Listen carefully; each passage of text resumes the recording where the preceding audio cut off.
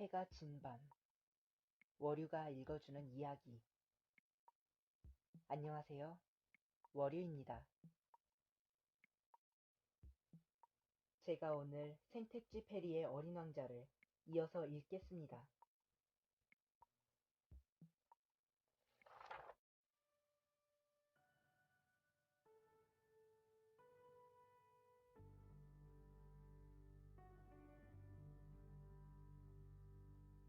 두 번째 별에는 허영심이 유난히 심한 사람이 살았다. 저기 봐. 아, 나를 찬양하는 사람이 오는군. 어린 왕자가 걸어오는 것을 보고 허영쟁이가 소리쳤다. 허영쟁이는 모든 사람이 자신을 찬양한다고 생각했다. 안녕하세요. 아저씨는 이상한 모자를 쓰고 있네요. 어린 왕자가 말했다. 사람들이 내게 환호와 박수를 보내면 담례하려고 썼어. 그런데 안타깝게도 이 길을 지나는 사람이 아무도 없구나. 네? 뭐라고요? 어린 왕자는 허영쟁이의 말을 이해할 수 없었다. 허영쟁이가 요청했다. 두 손을 마주쳐봐. 어린 왕자는 두 손을 마주쳤다. 그러자 허영쟁이가 모자를 벗어들며 점잖게 인사했다. 왕을 만났을 때보다 더 재밌는걸? 어린 왕자는 마음속으로 생각했다. 그리고 다시 손뼉을 쳤다. 허영쟁이가 다시 모자를 벗어들고 인사했다. 신이 난 어린 왕자는 여러 번 반복해서 손뼉을 쳤다. 그런데 5분쯤 지나니까 놀이가 너무 단조로워서 슬슬 지루했다. 그래서 허영쟁이에게 물었다. 모자를 바닥에 떨어뜨리게 하려면 어떻게 해야 하죠? 허영쟁이는 어린 왕자의 말이 들리지 않은 듯했다. 오직 찬양하는 말만 들리는 모양이었다. 이번에는 허영쟁이가 어린 왕자에게 물었다. 넌 나를 진심으로 찬양하는 거지? 찬양이 뭐죠? 찬양이란 내가 이별해서 가장 잘생겼고 옷을 잘 입으며 부자고 똑똑하다는 것을 인정하는 거지. 하지만 이 별에는 아저씨 혼자뿐인걸요? 날 기쁘게 해줘. 나를 찬양해달라고. 아저씨를 찬양해요. 하지만 이런 게 무슨 소용이에요? 어린 왕자는 어깨를 으쓱하며 이렇게 말하고 발길을 돌렸다. 다시 여행을 떠나면서 어린 왕자는 또다시 속으로 생각했다. 어른들은 아무래도 이상하단 말이야. 세 번째 별에는 술꾼이 살았다. 술꾼은 짧게 만났지만 어린 왕자를 몹시 우울하게 만들었다. 어린 왕자는 한 무더기에 빈병과 술이 가득 찬 병을 앞에 두고 아무 말 없이 앉아있는 술꾼에게 물었다. 아저씨, 지금 뭘 하고 계신 거죠? 몹시 우울한 표정으로 술꾼이 답변했다. 술을 마시고 있잖니. 어린 왕자가 물었다. 술을 왜 마셔요? 술꾼이 대답했다. 잊기 위해서란다. 어린 왕자는 왠지 술꾼이 측은하게 느껴졌다. 뭘 잊고 싶은데요? 술꾼이 머리를 숙이며 대답했다. 부끄러움을 잊고 싶단다.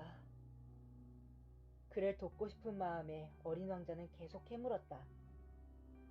뭐가 부끄러운데요? 술을 마시는 게 부끄럽구나. 이렇게 말하고 술꾼은 긴 침묵에 잠겼다. 어린 왕자는 어리둥절했다. 난처해진 그는 조용히 별을 떠났다. 어른들은 아무리 생각해도 너무 이상해. 어린 왕자는 마음속으로 생각하며 다시 여행을 떠났다. 네 번째 별에는 장사꾼이 살았다. 장사꾼은 어린 왕자가 왔는데도 고개조차 들지 않을 만큼 바빴다. 어린 왕자가 다가가 먼저 인사를 건넸다. 안녕하세요. 담뱃불이 꺼졌네요. 3 더하기 2는 5. 5 더하기 7은 12. 12 더하기 3은 15. 안녕. 15 더하기 7은 22. 22 더하기 6은 28. 담뱃불을 붙일 시간도 없군. 26 더하기 5는 31. 그러면 다 해서 5억 162만 2731이군. 5억이라니 뭐가요? 아니, 너 아직 거기 있었니? 5억 162만. 얼마였더라? 할 일이 너무 많아. 나는 성실한 사람이야. 너와 이야기 나눌 시간이 없어. 2에 5를 더하면 7. 한 번 물은 것은 꼭 대답을 들어야 하는 어린 왕자가 장사꾼에게 다시 물었다. 뭐가 5억이라는 거죠? 장사꾼은 그제야 얼굴을 들고 말했다. 나는 이별해서 54년을 살았어. 그동안 내 일을 방해받은 적이 딱 3번 있었지. 첫 번째는 22년 전 어디선가 날아든 풍뎅이가 요란한 소리로 방해해서 계산이 4번이나 틀린 거야. 두 번째는 11년 전이었는데 운동이 부족한 탓이었는지 갑자기 류머티즘에 걸렸어. 산책할 시간조차 없었거든. 그리고 세 번째는 바로 지금이야. 내가 얼마라고 했지? 5억 162만. 그러니까 뭐가 5억이냐고요. 장사꾼은 더는 일에 집중할 수 없다고 생각했는지 어린 왕자의 물음에 대답했다. 저기 하늘에 보이는 작은 것들 말이야. 파리 말이에요?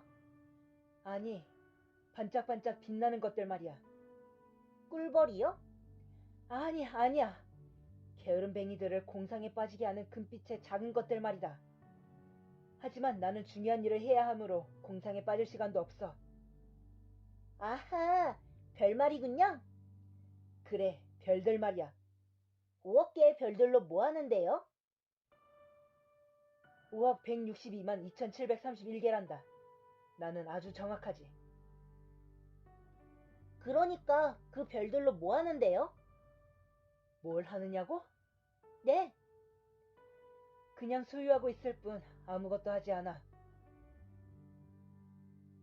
네? 별들을 소유한다고요? 그렇지.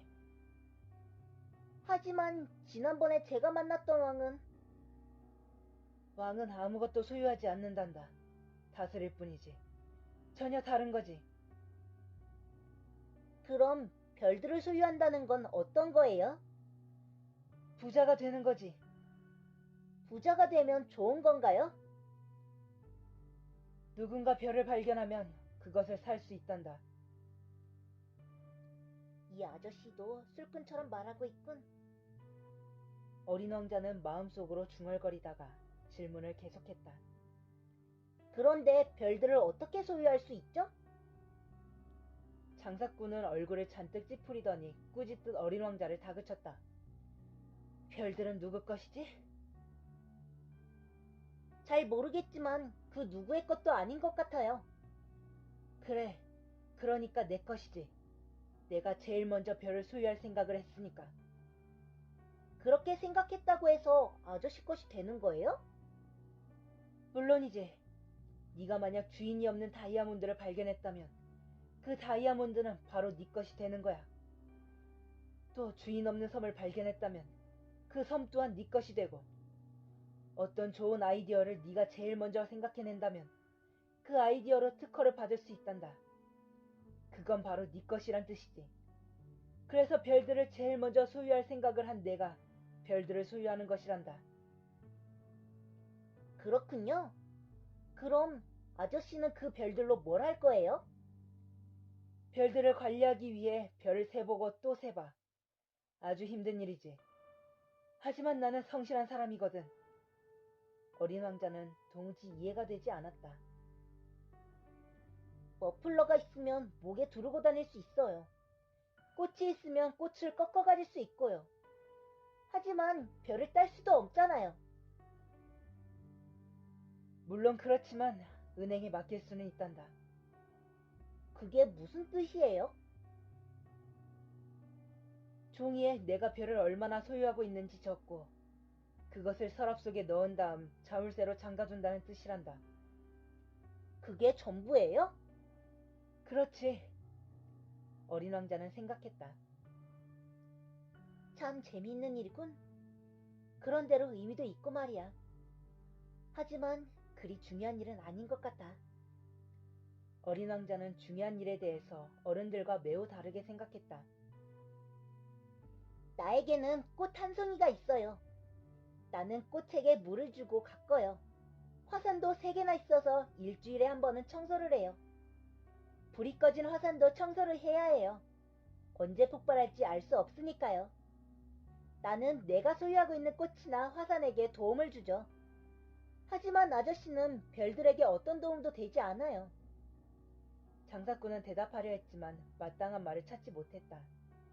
어린 왕자는 그 별을 떠났다. 정말이지. 어른들은 너무 이상해. 여행을 계속하며 어린 왕자는 마음속으로 생각했다. 5번째 별은 가장 작은 별이었는데 참 신기했다. 얼마나 작은지 가로등 하나와 불 켜는 사람이 있을 자리밖에 없었다. 집도 없고 사람도 살지 않는 그런 별에 가로등과 불 켜는 사람이 굳이 필요가 있을까 싶어 어린 왕자는 이해가 되지 않았다. 어린 왕자는 마음속으로 생각했다. 이 사람도 어리석을지 몰라. 하지만 왕이나 허영쟁이, 장사꾼이나 술꾼보다는 덜하겠지. 그나마 그가 하는 일은 의미 있는 일이니까.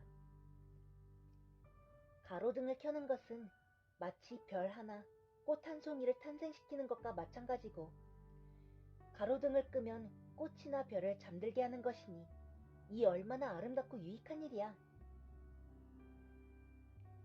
어린 왕자는 가로등 켜는 사람에게 다가가 공손히 인사를 건넸다. 아저씨, 안녕하세요? 그런데 왜 가로등을 껐어요? 가로등 켜는 사람이 대답했다. 안녕, 나는 시키는 대로 한 거란다. 뭐라고 시켰는데요? 가로등을 끄라고. 잘 자라. 그렇게 말하더니 곧 다시 가로등을 켰다. 왜 가로등을 다시 켰어요? 명령이니까. 도대체 무슨 말인지 모르겠어요. 이해할 필요 없어. 시키면 시키는 대로 하는 거야. 안녕. 그러고 나서 다시 가로등을 끄고는 빨간 체크무늬 손수건으로 이마에 땀을 닦았다. 내 직업은 정말 고되지. 전에는 이렇게 힘들지 않았는데 아침이면 가로등을 끄고 저녁이면 가로등을 켰지. 그래서 낮에는 쉬고 밤에는 잠을 잘 수 있었어. 그럼 다른 지시가 없었던 거예요? 다른 지시가 없는 것이 문제야. 해가 거듭될수록 별은 점점 빨리 도는데 지시는 그대로거든. 그래서요? 이제 별이 1분에 한 바퀴씩 돌아서 나는 쉴 틈이 없단다. 1분마다 껐다 켰다 해야 하니 말이야. 신기하네요. 이 별에서는 하루가 1분이라니. 그렇게 신기할 건 없어. 우리가 말하는 동안 벌써 한 달이 지났단다. 벌써 한 달이나요? 그래, 30분 동안 이야기를 나누었으니 한 달이 지난 거지. 잘 자라. 그렇게 말하고는 다시 가로등을 켰다. 어린 왕자는 조용히 그를 바라보았다. 그러자 지시를 충실히 따르는 가로등 켜는 사람이 좋아졌다. 어린 왕자는 해지는 광경이 보고 싶어 의자를 움직여 앉았던 그때가 떠올랐다. 그는 가로등 켜는 사람을 돕고 싶었다. 아저씨가 쉬고 싶을 때 쉴 방법을 알고 있어요. 나는 언제나 쉬고 싶단다. 일을 충실하게 이행하는 사람 누구라도 마음속으로 게으름을 피우고 싶다는 생각이 든단 말이다. 어린 왕자가 계속 말했다. 아저씨의 별은 아주 작아서 3발짝만 옮기면 한 바퀴를 돌 수 있어요. 그러니 천천히 걷기만 하면 언제나 해가 떠 있을 거예요. 쉬고 싶을 때는 걷기만 하면 돼요. 그러면 아저씨가 원하는 만큼 해가 길어져요. 그건 별로 도움이 안 되겠는걸. 내가 하고 싶은 건 잠을 자는 거거든. 그렇군요. 유감이네요. 그럼 안녕. 가로등 켜는 사람은 이렇게 말하고 다시 가로등을 껐다. 어린 왕자는 다시 여행을 떠나면서 생각했다. 왕과 허영쟁이, 술꾼과 장사꾼과 같은 사람들은 가로등 켜는 사람을 무시하겠지. 하지만 나는 저 사람이 어리석다고 생각하지 않아. 아마 자신이 아닌 남을 위해 무언가를 하고 있기 때문일 거야. 어린 왕자는 가로등 켜는 사람과 헤어지는 게 아쉬워 한숨을 내쉬었다. 저 사람과 친구가 되고 싶어. 하지만 별이 너무 작아서 두 사람이 설 자리가 없는걸? 어린 왕자가 그 별을 더욱 잊지 못하는 이유는 하루에 무려 1440번이나 해가 지기 때문이었다. 하지만 어린 왕자는 자신에게도 그 사실을 차마 고백하지 못했다.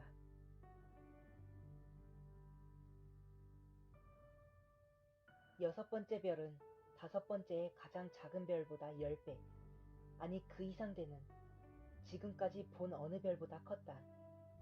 그 별에는 어마어마하게 큰 책을 쓰는 노인이 살았다. 노인은 어린 왕자를 보자마자 크게 소리쳤다. 아, 탐험가 한 명이 왔군. 어린 왕자는 책상 위에 걸터 앉아 가쁜 숨을 내쉬었다. 벌써 꽤 긴 여행을 한 것이다. 노인이 어린 왕자에게 물었다. 어디에서 오는 길이냐? 노인의 물음에 대답도 하지 않고 어린 왕자가 물었다. 이 큰 책은 뭐예요? 당신은 여기서 뭘 하는 거죠? 노인이 대답했다. 나는 지리학자란다. 지리학자요? 지리학자가 뭐예요? 지리학자는 바다, 강, 도시, 산, 그리고 사막 등이 어디에 있는지 연구하는 사람이란다. 정말 흥미롭네요. 직업다운 직업을 찾은 것 같아요. 어린 왕자는 지리학자의 별을 빙 둘러보았다. 여태껏 이처럼 아름다운 별을 본 적이 없었다. 당신의 별은 정말 아름다워요. 이곳에 바다도 있나요? 지리학자가 대답했다. 글쎄, 모르겠구나. 그래요? 어린 왕자는 조금 실망한 얼굴로 다시 물었다. 그럼 산은 있나요? 그것도 모르겠구나. 도시와 강, 사막은요? 그것도 모르겠다. 하지만 당신은 지리학자잖아요. 그건 그렇지. 하지만 난 탐험가가 아니란다. 세상에는 탐험가가 턱없이 부족하지. 지리학자는 도시, 강과 산, 바다와 사막을 헤아리고 다닐 수 없어. 지리학자는 아주 중요한 일을 해야 하므로 서재를 비울 수가 없단다. 대신 탐험가들을 만나 그들이 본 것을 질문해서 듣고 기록하는 거야. 탐험가가 아주 흥미로운 경험을 이야기하면 지리학자는 그 탐험가가 진실한 사람인지 조사하기도 한단다. 왜 그런 거예요? 탐험가가 거짓말을 하면 지리책은 엉망이 되고 마니까. 탐험가가 술을 많이 마셔도 그렇고. 그건 또 왜 그렇죠? 술에 취하면 모든 사물이 둘로 겹쳐 보이거든. 그렇게 되면 산이 하나인데도 둘이라고 말해서 지리학자가 산이 두 개가 있다고 기록하게 되거든. 어린 왕자가 말했다. 그럼 제가 아는 어떤 사람도 엉터리 탐험가일지 모르겠네요. 그럴지도 모르겠구나. 탐험가가 정직해 보이면 그가 발견한 것들을 조사한단다. 직접 찾아가 보는 거예요? 아니, 그건 너무 번거로운 일이라 탐험가에게 증거를 내놓으라고 하지. 예를 들어 큰 산을 발견했다면 큰 돌을 가져오라고 하는 식으로 말이야. 이렇게 말하더니 지리학자가 흥분해서 물었다.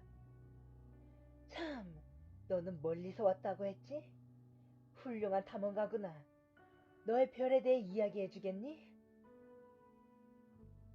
노인은 노트를 펼치더니 연필을 깎기 시작했다. 탐험가의 이야기를 듣고 먼저 연필로 적은 다음 탐험가가 증거물을 가지고 오면 그때 비로소 잉크로 다시 기록했다. 노인이 요청했다. 자, 얘기해보아라. 네 별은 어떤 곳이지?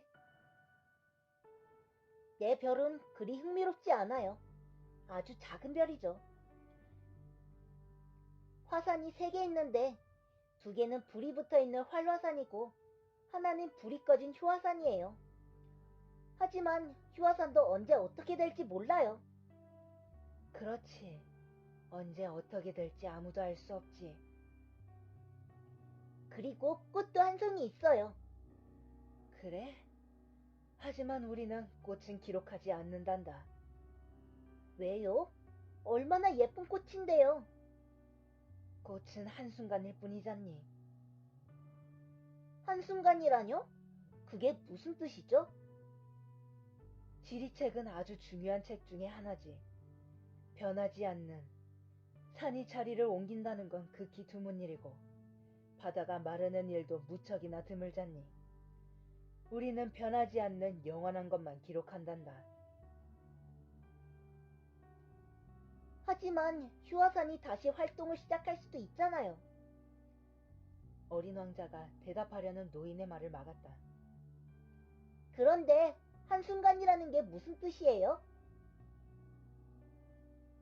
우리에게 중요한 것은 불을 뿜어대는 화산이나 뿜지 않는 화산이 아니란다. 언제나 변하지 않는 산이지. 한번 질문하면 끝까지 답을 듣고 마는 어린 왕자가 다시 물었다. 그런데 한순간일 뿐이라는 게 무슨 뜻이냐고요? 어느 순간 사라져 버릴 수도 있다는 말이란다. 그럼 내 꽃도 어느 순간 사라질 수 있다는 거예요? 물론이지. 어린 왕자는 갑자기 후회되기 시작했다.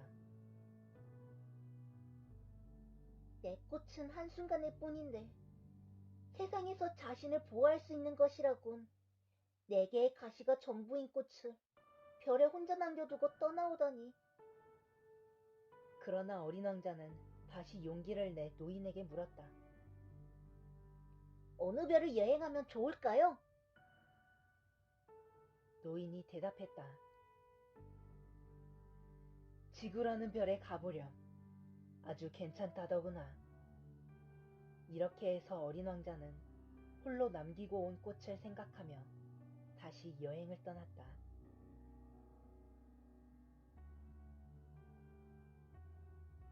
어린 왕자는 7번째 별인 지구에 도착했다. 지구는 이제까지 여행했던 별들과 달랐다. 지구에는 흑인왕을 포함해 111명의 왕과 7,000명의 지리학자, 90만 명의 장사꾼과 750만 명의 술꾼, 3억 1,100만 명의 허영쟁이 등 약 20억 명 정도의 어른들이 살았다. 전기가 발명되기 전에는 가로등 켜는 사람이 6대륙에 46만 2,511명이 있었다는 말만 들어도 지구가 얼마나 큰 별인지 짐작할 것이다. 지구를 조금 멀리 떨어진 곳에서 바라보면 눈이 부시도록 멋졌다. 가로등 켜는 사람들이 무리지어 움직이면 온 세상이 규칙적으로 밝아졌다. 마치 오페라의 발레단을 보는 것만 같았다. 제일 처음으로 뉴질랜드와 오스트레일리아의 가로등 켜는 사람들이 무대에 나갔다. 그들이 등을 켠 뒤 잠을 자러 가면 중국과 시베리아의 가로등 켜는 사람들이 춤을 추러 무대에 나갔다. 그들 역시 잠을 자러 무대 뒤로 나가면 이번에는 러시아와 인도의 가로등 켜는 사람들이 등을 밝혔다. 그 다음은 아프리카와 유럽, 또 그 다음은 남아메리카와 북아메리카의 가로등 켜는 사람들이 차례로 나갔다. 그들은 한 번도 순서를 어기지 않고 무대에 나타났다가 사라지기를 반복했다. 그것은 정말 장엄한 광경이었다. 가로등 켜는 사람이 한 명뿐인 북극과 남극에서는 한가하고 여유롭게 생활했다. 그들은 1년에 딱 2번만 등을 켰다.